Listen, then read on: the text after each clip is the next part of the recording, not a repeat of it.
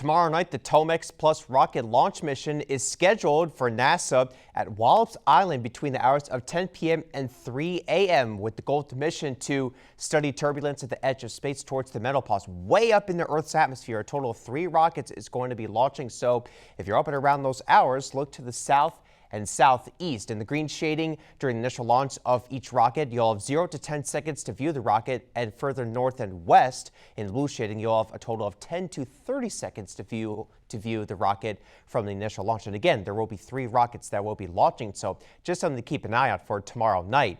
Now, reeling it back into tonight, we do still have that coastal flood advisory for Dorchester, Wicomico, and Somerset counties during the high tide for tonight.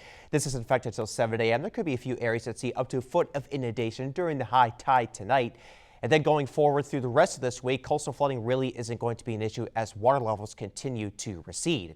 Tonight, we got temperatures in the mid to upper 60s and a few lower 70s out there at 70 degrees for Chucky and Lewis and 70 degrees with Ted in Millsboro. Right now, we just got a few clouds streaming in from the west ahead of this batch of showers that's crossing into portions of Virginia. It does look like this is fizzling out, and that is the expectation, but there will be a slight chance for a passing rain shower tonight. Got a few cluster of a few thunderstorms and downpours, and this is all along and ahead of a cold front. This activity, with this cold front passing through tonight, while there's not a big chance, there's a very small, about 10 to 20% chance that you may see a passing rain shower tonight, and an even smaller chance for tomorrow of a passing rain shower with the passage of this front.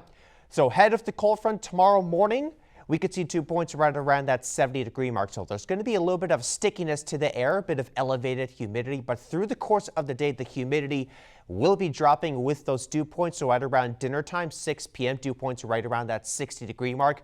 And then the dew points tank going into early Tuesday morning. So the air is going to be much drier and a bit more of a crisp feel to the air. So humidity not going to really be a story through pretty much the rest of this week as a comfortable air mass takes shape. So for tonight, partly cloudy skies with a slight chance for a passing rain shower. And as the cold front pushes through tomorrow afternoon, there's a non-zero chance for a passing rain shower. It's very low. It's basically going to be a mostly sunny sky, but I don't want to rule out the chance for a shower. Other than that, mostly sunny skies with temperatures rising into those lower and mid 80s. This will be the warmest day of the next several because we expect cooler air to filter on in behind that cold front, with big trough developing in the eastern portion of the country, locking in the warmer air towards the west and the Pacific Northwest. So below average temperatures are expected for pretty much the rest of this week after Monday and even into Labor Day weekend. Below average temperatures are expected even into the start of September. Lots of highs in the 70s